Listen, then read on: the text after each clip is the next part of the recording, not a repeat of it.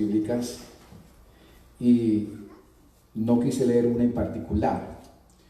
Y estaba meditando cómo hacer esto. Lo que hice fue hacer, como dije, un resumen de eventos importantes que tienen que ver con la resurrección de Cristo. Y le puse como tema, ¿por qué tenía que ocurrir la resurrección de Cristo? ¿Por qué tenía que ocurrir la resurrección de Cristo? La resurrección de Jesús sabemos que es el fundamento del cristianismo. Sin resurrección no hay cristianismo. No existiría el cristianismo. Si la resurrección de Jesús no fuese cierta, no existiría el cristianismo y nuestra fe sería vana, sería una tontería, y usando una expresión más fuerte, sería una estupidez ser cristiano, si la resurrección no hubiera acontecido. Pero la resurrección de Jesús es un hecho histórico comprobable. Se puede comprobar, se puede corroborar. Las evidencias de que Jesús de Nazaret resucitó de los muertos son irrefutables y los eventos y testigos oculares lo demuestran. Hoy no vamos a tocar esto. Por ejemplo, en 1 Corintios 15, que es el capítulo de la Biblia que es el más específico, que trata el tema de la resurrección. Aquí vemos el registro bíblico y el registro histórico. Mucha gente, por alguna razón o circunstancia, no entiende que la palabra de Dios no solamente es un manual espiritual, sino que contiene historia de la buena, de la exacta, y contiene ciencia de la buena y exacta. Un día de esto voy a traer un estudio de eso para que vean cuán exacta ha sido la Biblia en cuanto a la ciencia, y luego los científicos descubrieron o redescubrieron lo que la Biblia ya había establecido y se llevaron el crédito. Una cosa increíble. Entonces, la Biblia es un registro bíblico e histórico que afirma que se apareció a Pedro. Luego Cristo se le apareció a los 12. Esto está en 1 Corintios 15 del 5 al 8. Se le apareció a Pedro, luego a los 12. Después se le apareció a más de 500 hermanos. ¿Me están escuchando? Cristo resucitado se le apareció a más de 500 personas. Ya con eso basta, hermano. Para tener un testigo ocular se necesita una persona. Pero aquí había 500 más los 12 más otras personas. 500 hermanos a la vez, y la mayoría de las cuales, dice la Biblia, todavía vivían. O sea, en ese momento que querían verificar si Cristo había resucitado, pues Pablo dice, todavía hay muchas personas que están vivas. ¿Quieren saber si resucitó? Vete, pregúntele a aquel, pregúntele a aquella, pregúntele a ellos. Ellos lo vieron vivo. Encima de eso, dice aquí que luego se le apareció a Santiago, y por último, como un abortivo, dice Pablo, se le apareció también al apóstol Pablo. Hermano, esto simplemente en un pequeño parrafito mostrando la evidencia de la resurrección de Cristo. Y hay mucho más. Eso lo dejaremos para otro lado, para otro momento, debo decir. El asunto entonces no es si Cristo resucitó. Eso es un hecho comprobable y ya lo sabemos. Y lo podemos hablar en otro momento. Y 1 Corintios 15 da evidencia de la resurrección de Cristo, que Cristo resucitó. Ahora, yo quiero irme por otro lado. No solamente ya sabemos que Cristo resucitó, eso es un hecho real, verídico, comprobado y comprobable, es historia. Cuando usted abre los libros de historia, ¿qué dice? Before Christ and after Christ. Antes de Cristo y después de Cristo. ¿Por qué dice eso? Porque Cristo fue un personaje histórico y la historia lo reconoce. En todas las escuelas, cuando leen los libros de historia, eso es lo que dice, before Christ and after Christ. Antes de Cristo y luego de Cristo, porque Cristo fue un personaje histórico. Ahora, el asunto no es si Cristo resucitó, como ya dije, eso es un hecho, pero lo que deseamos saber es por qué tenía que resucitar Cristo. ¿Por qué tenía que ocurrir la resurrección de Cristo? En otras palabras, ¿qué eventos no hubieran acontecido si Cristo no hubiera resucitado? O le invertimos la pregunta. ¿Qué eventos ocurrieron solamente porque Cristo resucitó? Y por supuesto, los eventos que voy a mencionar hoy no dan abasto, es una hora. Podemos estar un mes o más hablando de esto, pero es un resumen. Vamos con el primero. Listo, si quieren anotar porque voy rápido. La resurrección de Jesucristo tenía que ocurrir, número uno, para que Dios Padre y Dios Hijo volvieran a esa comunión como al principio. Recuérdense que en el principio era el verbo, la palabra, logos, Cristo, el eterno, no Jesús, Cristo el eterno. En el principio era el verbo, y ese verbo era con Dios. ¿Ve? Ahí vimos entonces distinción entre la Trinidad, Dios Padre y Dios Hijo. En el principio era el verbo era con Dios, y el verbo, la palabra, el logos, Cristo era Dios. No era un diosito, como los testigos sin Jehová quieren hacerte creer, torciendo las escrituras. Era Dios mismo. Entonces, ¿qué pasó?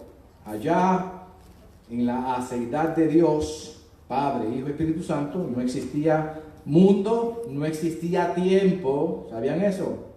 Cristo no vive, Dios no vive en el tiempo, Dios creó el tiempo. Siempre que entro en esto, me fascina. Dios vive fuera del tiempo, Dios no necesita tiempo.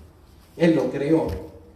Pero cuando creó el universo y hizo el tiempo, en el principio creó Dios los cielos y la tierra, ahí vemos tiempo y materia. Entonces, luego que había el ser humano fallado, pecado, desobedecido a Dios por causa de Adán y Eva, toda la humanidad pues cayó en pecado o recibió el cáncer del pecado. Y ahora, ¿quién podría salvarlo? Solamente Dios podía hacerlo. Dios tuvo que encarnarse en la persona de Cristo, pero antes de encarnarse había una intimidad, una comunión, una familia divina. ¿Me están siguiendo? No quiero que se me pierden. Si pestañean se pueden perder, así que tienen que estar ahí. Había una familia divina, Padre, Hijo y Espíritu Santo. Perfecto. Dios nunca necesitó de nada ni de nadie. Yo, por si usted se cree muy importante, ay, ¿qué Dios va a hacer sin mí? Nada. Dios no te necesita, ni necesita el mundo, ni la creación del tiempo. Dios vivía bien y siempre vivió bien en esa comunión de Padre y Espíritu Santo. A Él le plació hacer un universo y le plació hacer criaturas. Y le plació esas criaturas caídas salvarles de la vida. Tampoco tenía que hacerlo. Todos merecían el infierno una vez pecaron. Eso es otro tema. Estoy dando la base para que vayan entendiendo. Entonces, el Padre, Dios Padre y el Dios Hijo tenían una comunión perfecta. Pero ¿qué pasó? Alguien tenía que venir a rescatar lo que se había perdido, la humanidad. El Hijo dijo, yo voy. La segunda persona de la Trinidad, primera, segunda y tercera, no es porque el Padre es mayor, el Hijo es menor o el Espíritu Santo es más pequeñito. Simplemente es porque en la Biblia, en la palabra de Dios, Dios se va revelando progresivamente. En el Antiguo Testamento se reveló como Dios el Padre, Jehová, Yahvé. Y luego se fue revelando progresivamente, y en el Nuevo Testamento se reveló en su Hijo. ¿Quién? Cristo, Jesucristo. Jesús humano, Cristo el eterno. Dios, hombre. Y luego que Cristo murió y resucitó, ¿a quién envió? Al Espíritu Santo. Ya están viendo por qué se dice la primera persona, la segunda persona y la tercera persona de la Trinidad. No es porque son uno mayor que el otro, sino por cuestión de secuencia. Eso es para claridad. Bueno, estoy todavía en el punto. Entonces, la resurrección de Jesucristo tenía que ocurrir para que Dios Padre y Dios Hijo volvieran a esa comunión como al principio, donde el Padre, el Hijo y el Espíritu Santo tenían una comunión. Pero cuando Cristo vino a la tierra, Cristo el Eterno y el Espíritu Santo, pues, mediante María, dio a luz, María dio a luz mediante el Espíritu Santo, porque hizo sombra en ella. Entonces Jesucristo, Jesús el hombre y Cristo el Eterno, que es Dios encarnado, vino entonces a vivir en esta tierra. Dios nunca dejó de ser. Por eso que Jesucristo no nació de sangre ni carne, o sea, de ser humano, sino del Espíritu Santo. Ahí entonces hubo esa comunión no era como la de antes, porque Cristo tuvo que venir para salvar lo que se había perdido. Y por eso es que Jesús entonces en Juan 14, 28, todo esto es para dar un punto. Jesús dijo: ustedes me oyeron decir que me voy, porque Jesús vino con una misión. O sea, Cristo el Eterno se encarnó y es Jesucristo ahora y vino con una misión. ¿Cuál fue? Salvar lo que se había perdido. Y estuvo un ministerio aproximadamente de 3 años. Y él vivió aproximadamente 33 años en años humanos, ¿no? Entonces, luego de eso, que ya Jesucristo estaba al punto de ir a la cruz para cumplir su propósito por el cual él vino a esta tierra, él dice estas palabras en Juan 14, 28, ustedes me oyeron decir que me voy. Ya se me acabó mi ministerio. Me voy a regresar a donde está mi Padre, esto quiere decir. Pero regresaré por ustedes. Y si me aman de verdad, le dice Jesús a los discípulos, deberían estar alegres de esto, porque los discípulos estaban tristes porque se iban. Pero Jesús dice, no, deberían estar alegres de esto, porque voy a regresar a donde está mi Padre. ¿Ve? Entonces ahí vemos que entonces, si no hubiera habido resurrección, muerte y resurrección, Cristo no hubiera vuelto a verse cara a cara con el Padre. Tenía que haber resurrección para que Dios Padre y Dios Hijo volvieran a esa comunión como, al principio. Número 2, la resurrección de Jesucristo tenía que ocurrir para que Cristo recibiera exaltación, porque Cristo había sido primero que humillado. Filipenses 2, el Dios eterno, creador de todas las cosas, se hizo hombre, se rebajó, se humilló. Eso se llama la etapa de humillación mientras él estaba en esta tierra, porque se hizo igual a ti y a mí. Pero tenía que haber una etapa de exaltación. Entonces, para que Cristo recibiera exaltación, y número 2, y Dios recibiera la gloria de esa resurrección. Filipenses, vamos allá, o anoten. Filipenses 2:9 dice: por eso Dios exaltó. Eso quiere decir, por eso Dios Padre exaltó a Jesucristo hasta lo sumo. Lo sumo es lo máximo. Hasta lo máximo Dios exaltó a Jesucristo y le otorgó el nombre que está sobre todo nombre, para que ante el nombre de Jesús se doble toda rodilla en el cielo y en la tierra y debajo de la tierra, y toda lengua confiese que Jesucristo es el Señor, para gloria ¿de quién? De Dios. Entonces tenía que haber resurrección para que Cristo recibiera exaltación y para que Dios se llevara la gloria de esa resurrección. Número 3, la resurrección de Jesucristo, tenían que ocurrir para que la palabra de Dios predicha o profetizada sobre la resurrección se cumpliera fielmente. Hechos 13:35 en adelante. Hay otros versos, yo estoy tomando uno porque traté de resumir todo en un sermón.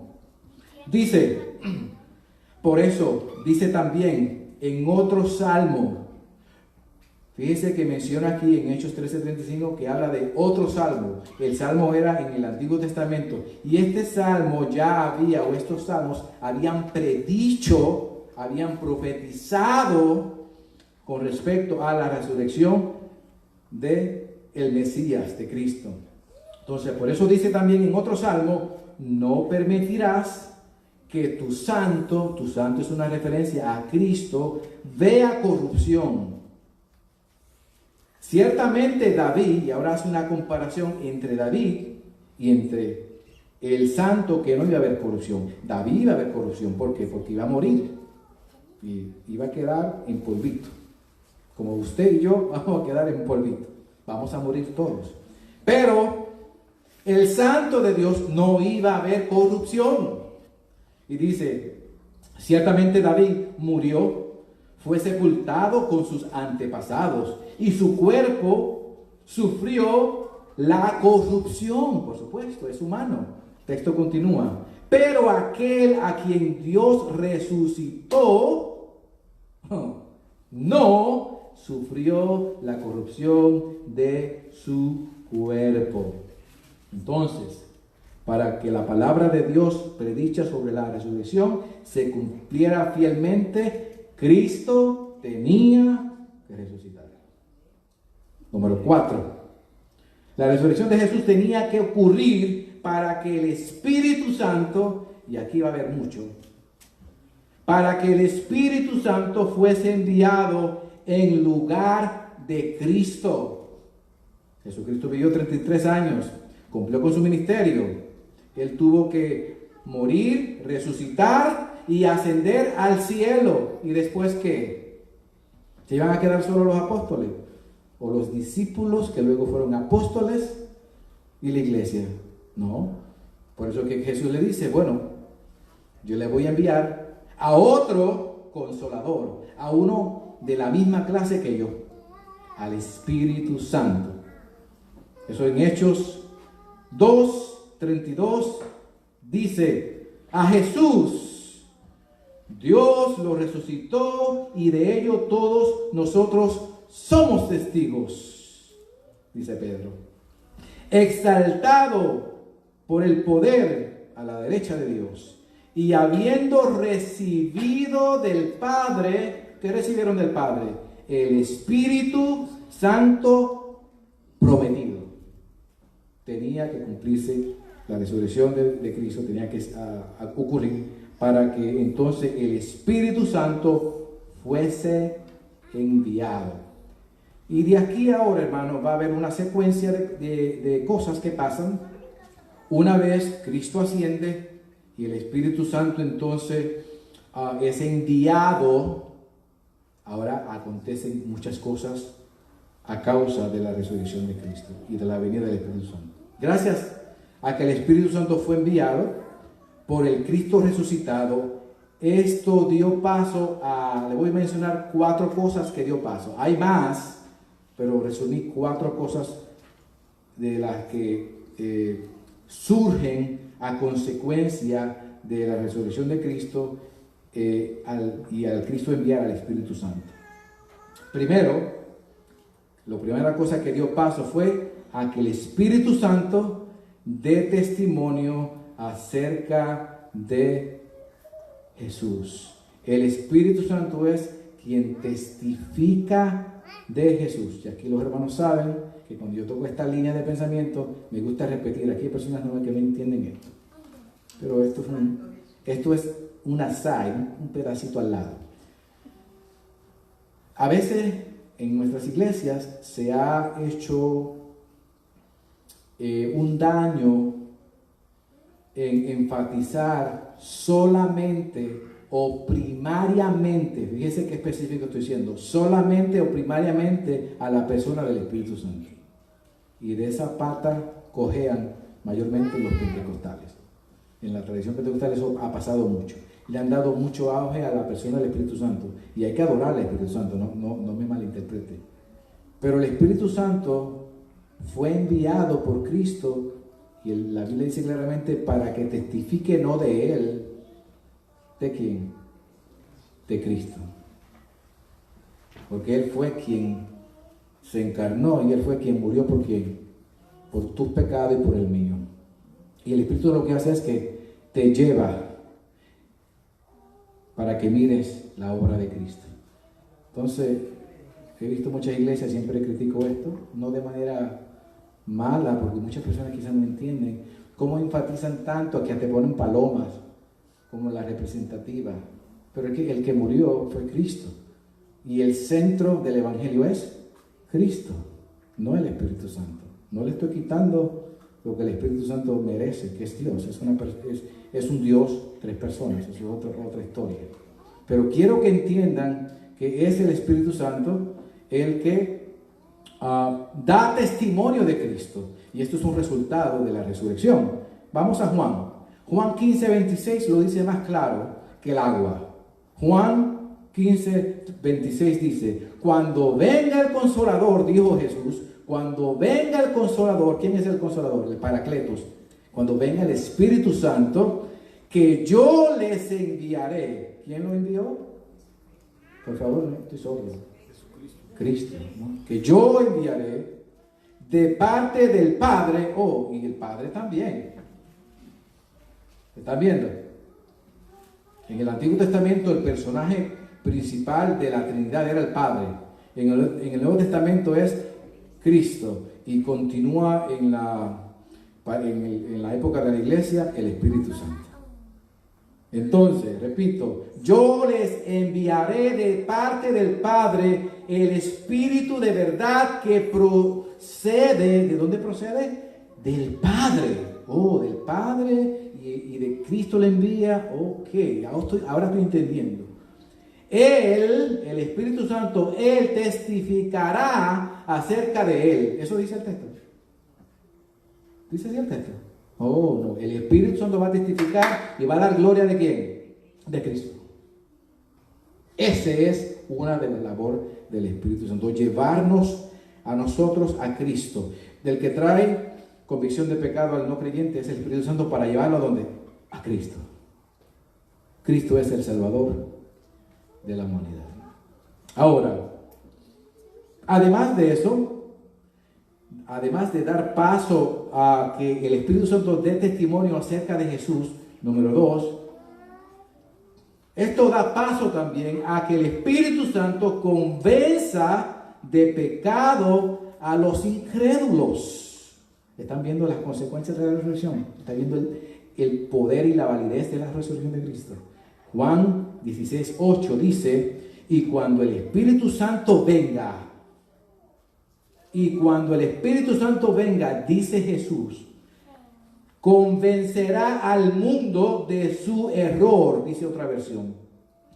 Pondrá en evidencia la culpa del mundo, dice una versión. ¿En cuanto a qué? En cuanto al pecado, en cuanto a la justicia y en cuanto al juicio. En otras palabras, el Espíritu Santo va a dar convicción al incrédulo de que es un pecador, de que necesita la justicia de Cristo. Y si no acepta la justicia de Cristo, ¿qué lo espera? Juicio.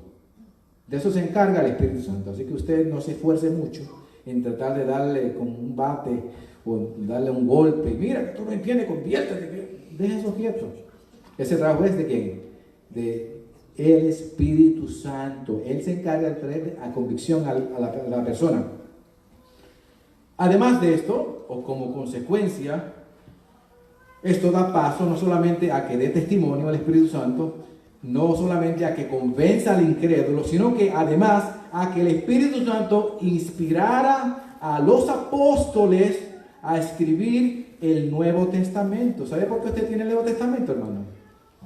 Porque el Espíritu Santo guió, inspiró. Y la palabra inspirar aquí no es la palabra inspirar que usted entiende como el músico que canta o se inspira para hacer una canción. Precisamente esta mañana le hablaba a mi niña, porque hoy me puse, no sé, me levanté hoy con escuchando música vieja del ayer. Y de repente pues me recordé de las canciones que yo he escrito. Yo he escrito 22 canciones, ¿sabían? 3 de ellas fueron grabadas por la hermana Nanette Ramos, ya se me olvidaba hasta. Y están en YouTube, te las voy a compartir. Y me puse yo a escuchar y dije, mira, yo mismo ministrándome con las canciones que escuché. Y el músico o el que escribe le entra una musa, le da una musa, le dicen una inspiración. Pero es una inspiración humana. Cuando se habla aquí de inspiración, donde habla Timoteo, que toda palabra, la palabra de Dios es inspirada por Dios. No se está hablando de una inspiración humana, se está hablando del soplo de Dios. Dios sopló, su vida está en la palabra. No en estos papeles, ni lo que sino el espíritu, no es la letra, sino el espíritu de la letra. Por eso que la palabra de Dios no es como cualquier libro que usted lee. Usted lee un libro, sí, se emociona, nada. La palabra de Dios es perfecta, es completa, que transforma el alma. Tiene poder, tiene vida de Dios. Entonces, el Espíritu Santo inspiró a los apóstoles a escribir el Nuevo Testamento, segunda de Pedro 1:21. Escuchen y anoten. Porque la profecía, y aquí profecía se refiere a la palabra de Dios que se llama la palabra profética. Porque la profecía o el mensaje de las Escrituras o el mensaje de la Biblia es lo mismo.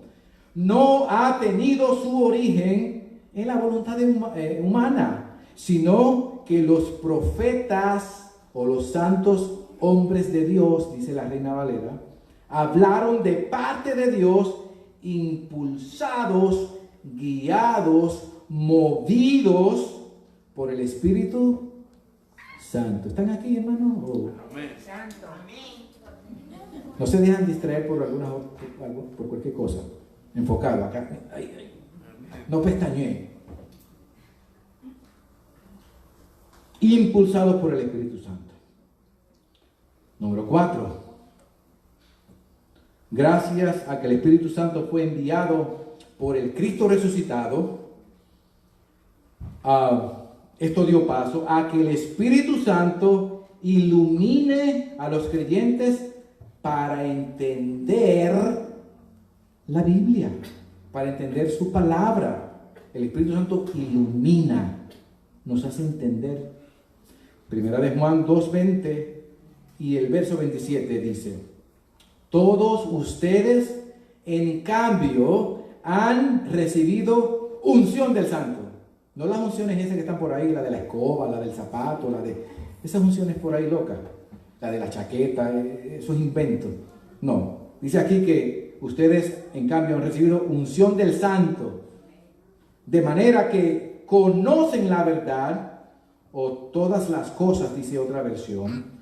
En cuanto a ustedes, estoy en el verso 27, la unción que de Él recibieron permanece en ustedes. Eso es otra cosa, yo le he dado aquí varias veces. Esa unción, todos los creyentes somos ungidos, tenemos la unción. Eso de que te doy la unción, no tiene la unción. Mire, déjese de cuento. La Biblia dice que todos tenemos la unción del Santo. ¿Quién es la unción? El Espíritu Santo. Punto. Entonces, ustedes tienen la unción que recibieron, permanece en ustedes y no necesitan que nadie les enseñe. Esa unción es auténtica, no es falsa y les enseña. La unción enseña.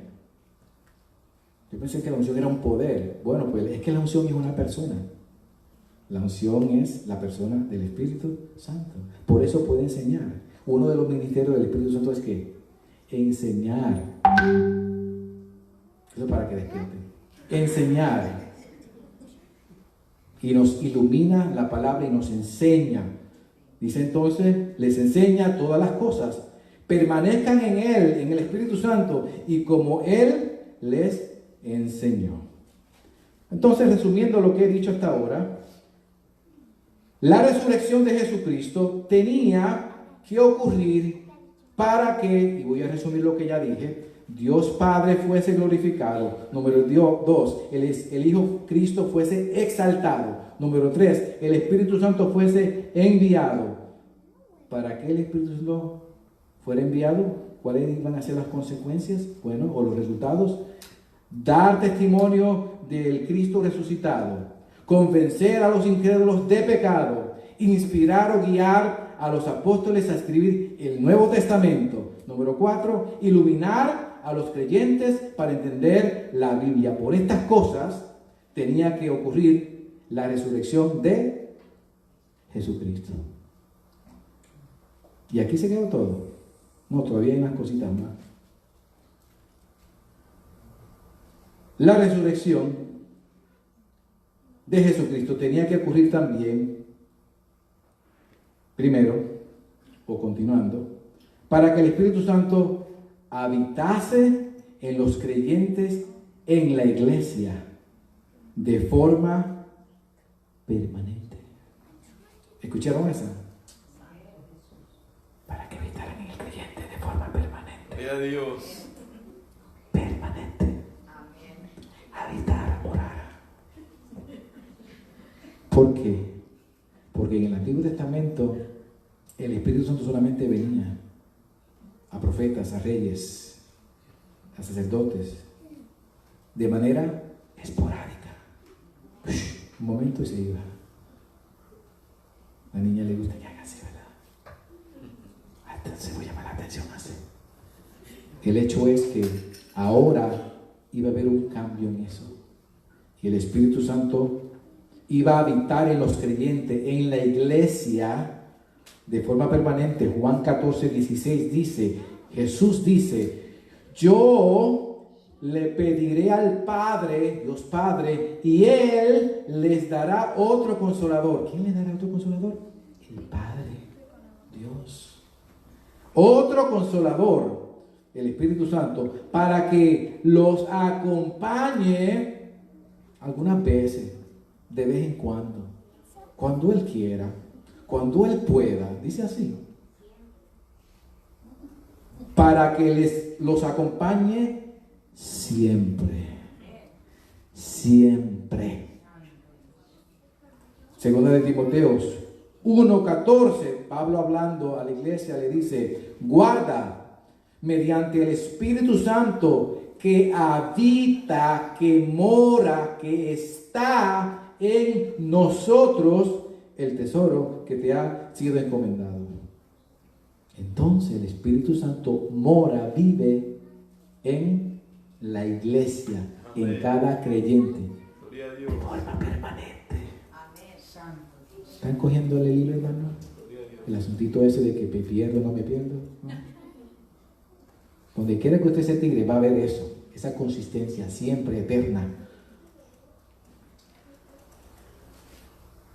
Entonces, ¿qué implica el hecho de que ahora el Espíritu Santo habite, more, esté habitando en el creyente o en la iglesia? ¿Qué implicaciones lleva eso en la persona que es creyente? Bueno, le voy a dar otras más. Las implicaciones son las siguientes: que los creyentes llegan entonces a ser justificados, que esto significa llegan a ser declarados inocentes, sin pecados por Dios en Cristo. Eso es importante. Usted viene a ser entonces justificado, pues por la fe tiene paz para con Dios. Esta doctrina a mí me apasiona, porque en el momento que usted acepta a Cristo como Salvador, en el instante usted es declarado delante de Dios o por Dios justo, como sin pecado, como si usted nunca en su vida ha pecado. Porque hay la transacción que yo hablé allá cuando estaba en el funeral de nuestra hermana Jaramillo. Hay una transacción bancaria, espiritual, donde sus pecados se transfieren a Cristo.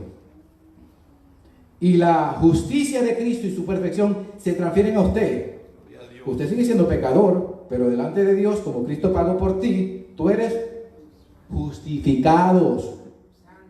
Eres justificado, eres visto con los lentes de Dios, como que ya no tienes pecado, ya no eres culpable por Cristo. Pero a Cristo se le adjudicó tu pecado y por eso Él murió en la cruz, por tu pecado, por tu culpa y por mi culpa.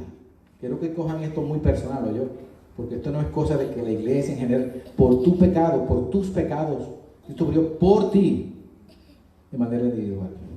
Importantísima esta doctrina.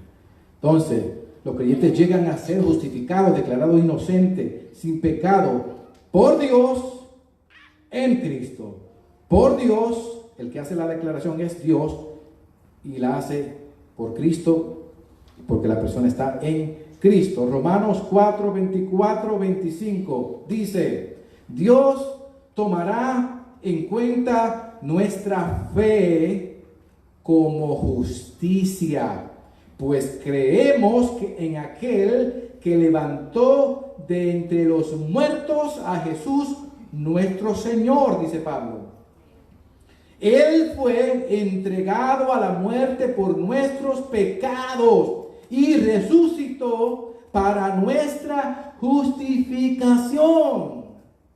Si Cristo no hubiera resucitado, usted no hubiera sido justificado. Usted y yo no hubieran sido declarados sin culpas, sino que hubiéramos permanecido en nuestros delitos y pecados y por lo tanto condenados eternamente. ¿Está entendiendo, hermano? Resucitó para nuestra justificación, para hacernos justos, dice otra versión, a los ojos de Dios, para declararnos inocentes y aprobados por Dios. ¿No le da ganas a usted como de... Gloria a Dios. Señor, qué bendición. Bueno, si usted está muerto no le va a dar nada. No se le mueve ni un pelo. A Dios sea la gloria por esto. Ahora, y al ser declarado justo, todavía hay más, que hay mucho. Al ser declarado justo por la resurrección, o sea, por la resurrección, los creyentes entonces reciben, le voy a mencionar 5 cositas. Usted está viendo cómo esto se va encadenando de un hecho, cómo esto es un efecto dominó, y todo lo que implica y todo lo que trae la resurrección de Cristo. Primero, al ser declarados justos por la resurrección, los creyentes reciben, voy a mencionar 4 cosas solamente. Primero, libertad del pecado. Libertad del pecado. 1 Corintios 15, 17 dice: si Cristo no ha resucitado, la fe de ustedes y mía es ilusoria, es una tontería, es una imaginación. O eso si Cristo no ha resucitado. Y todavía están en sus pecados. Pero como Cristo sí resucitó, ya no estamos en nuestros pecados. El creyente tiene ahora libertad del pecado. Tiene poder sobre el pecado. Y antes no lo tenía. Porque el que no es creyente no tiene poder contra el pecado. Solamente el creyente tiene libertad del pecado. Número 2. Al ser declarado justo por la resurrección, los creyentes reciben, además de libertad del pecado, reciben vida, que ustedes saben esta, ¿verdad? Eterna. Amén. Gloria a Dios. Es que yo cuando escucho esa palabra brinco para arriba, hermano, me vuelvo eterna, para siempre. Vida eterna, no temporal, que si se va, que si se viene, que si... No, eterna. Vida eterna, hermano. Romanos 6, 4 al 5 y 8 al 11, voy a resumirlo todo. Dice claramente Pablo: así como Cristo resucitó por el poder del Padre, también nosotros llevaremos una vida nueva. Si hemos estado unidos con Cristo en su muerte, sin duda también estaremos unidos con Cristo en su resurrección. Si hemos muerto con Cristo, confiamos que también viviremos con Él, pues sabemos que Cristo, por haber sido levantado de entre los muertos, ya no puede volver a morir. No. Cristo no morirá jamás. La muerte ya no tiene dominio sobre Cristo. En cuanto a su muerte, murió al pecado una vez y para siempre. En cuanto a su vida, vive para Dios. De la misma manera, ¿están entendiendo ahora? Pablo da la aplicación y explica lo que está pasando con Cristo. Y ahora dice, ahora, igualmente, de la misma manera, también ustedes los creyentes, usted y yo los creyentes, considérense muertos al pecado, pero vivos eternamente para Dios en Cristo Jesús. Si no la agarraron, lee ese pasaje en su casa y medítelo. Implica que tenemos vida eterna. Número 3. Al ser declarado justo por la resurrección, el creyente recibe poder para vivir. Poder para vivir. Efesios 1:18, que dice: cuán incomparable es la grandeza de su poder a favor de los que creemos. Ese poder es la fuerza grandiosa y eficaz que Dios ejerció en Cristo cuando lo resucitó entre los muertos. En otras palabras, ese poder que Dios ejerció en Cristo cuando lo resucitó es el mismo poder que nos ha dado a nosotros para vencer. Aleluya. Oye, deben estar con la boca abierta o algo. Hagan algo, hermano. Aunque sea una expresión así. No sé. O es que están como que están enfocados, ¿verdad? Eso es. Número 4. Al ser declarados justos por la resurrección, los creyentes reciben a Cristo mismo como abogado intercesor. Olvídese de aquel del 7777, ese que sale en la televisión y el otro. Olvídese de eso. Aquí tienen el mero, el abogado. Tenemos a Cristo mismo como abogado intercesor ante Dios. Romanos 8:33 dice claramente y hace la pregunta. Juan, aquí Pablo está siendo un poco sarcástico. Esto como que se está cayendo aquí. Y dice en Romanos 8:33, ¿a quién acusará a los que Dios ha escogido? Dios es el que justifica. Dios es quien declara sin culpa e inocente del pecado. Hace la pregunta: ¿quién condenará a los que Dios escogió y a los que Dios eligió? Cristo Jesús es el que murió e incluso resucitó y está a la derecha de Dios e intercede. ¿Por quién? Por nosotros. Si Cristo no hubiera resucitado, no podría ser nuestro abogado e intercesor. Por último, al ser declarados justos por la resurrección, los creyentes reciben una morada con Cristo. Juan 14, del 1 al 3, y hay muchos versos más, solamente le daré donde Jesús mismo dijo: en el hogar de mi Padre hay muchas moradas, hay muchas viviendas. Oye, yo buscando una por aquí. Y tan difícil que son, y tan caras. Hay muchas viviendas.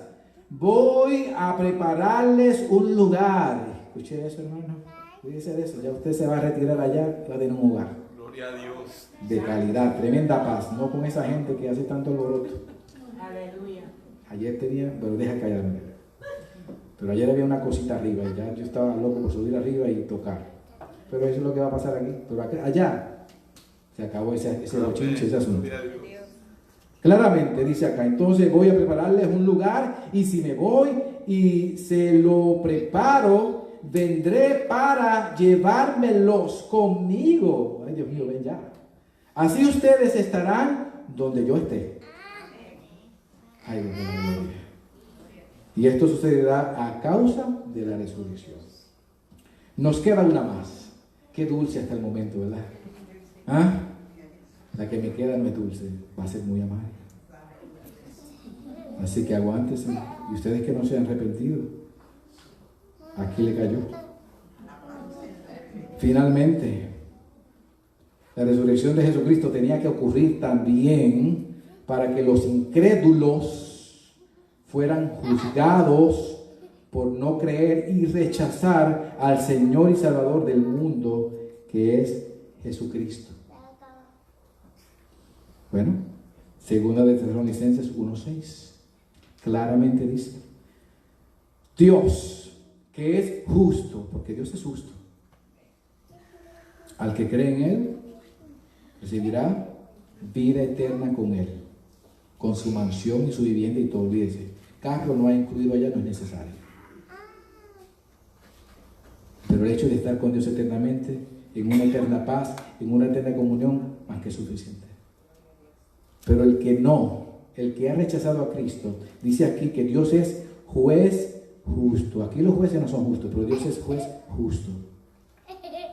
Dios que es justo pagará. Esto sucederá, dice Pablo en Tesalonicenses. Esto sucederá cuando el Señor Jesús se manifieste desde el cielo entre llamas de fuego con sus poderosos ángeles para castigar. Fíjense que no es para salvar, bendecir y pasarle la mano, duérmete nene. No. Para castigar, para hacer justicia, para castigar a los que no conocen a Dios ni obedecen el evangelio de nuestro Señor Jesucristo. Ellos sufrirán, escuchen, el castigo de la destrucción eterna. El creyente tiene vida eterna por siempre jamás. Desde el instante que se hace creyente ya tiene garantizada la vida eterna. Pero el no creyente y persiste en su incredulidad tendrá claramente, sufrirá el castigo de la destrucción eterna, lo opuesto, eterna, lejos de la presencia de Dios. ¿Usted sabe lo lindo que es estar cerca de la presencia de Dios? Amén. Pues imagínese lo opuesto, lo feo de estar lejos de la presencia de Dios, que es el creador y sustentador de todas las cosas. Lejos de la presencia del Señor y de la majestad, de lo glorioso de su poder. Hechos 17:31 da otro verso en relación con esto. Para los incrédulos, Hechos 17:31 dice: Él ha fijado un día en que juzgará al mundo con justicia. Quiero que entiendan que el juicio de Dios no es injusto, es justo. Te previno, te dijo, te da todo y tú lo sigues rechazando. Es justo. Él ha fijado un día en que juzgará al mundo con justicia por medio del hombre que ha designado. ¿Y qué hombre fue el que él designó? ¿You have any guess? ¿Puede usted más o menos tener una idea? Le voy a dar un la.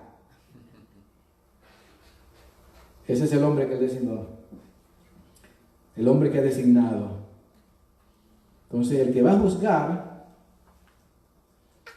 es el Salvador, pero en este caso va a ser el juez. Continúa Hechos 17:31 y dice: de ello ha dado pruebas a todos al levantarlo de entre los muertos, indicando que hay evidencia de la resurrección. Lo entiendes, lo conoces, pero lo rechazas.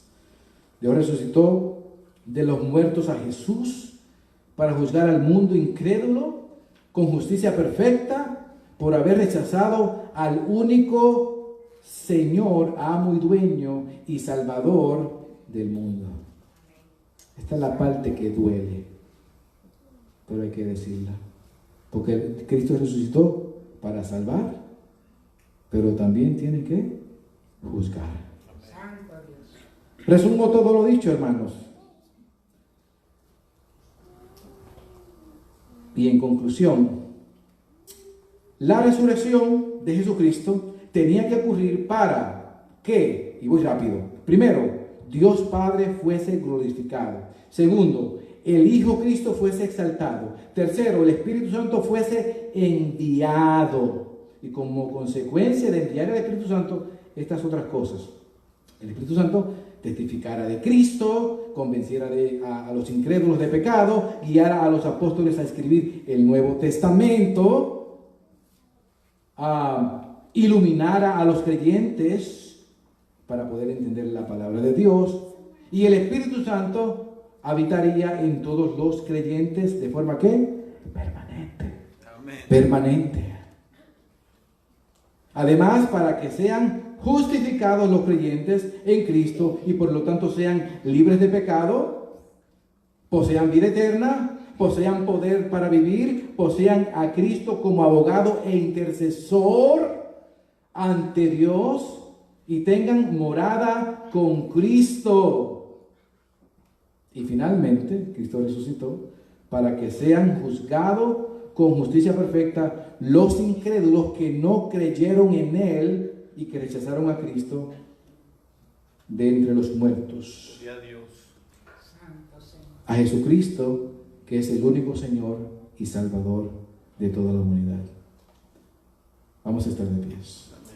Aleluya. A Dios sea toda la gloria, Santo Dios. a Dios sea todo el honor, a Dios sea todo el poder y toda la magnificencia. Vamos a estar de pie por favor.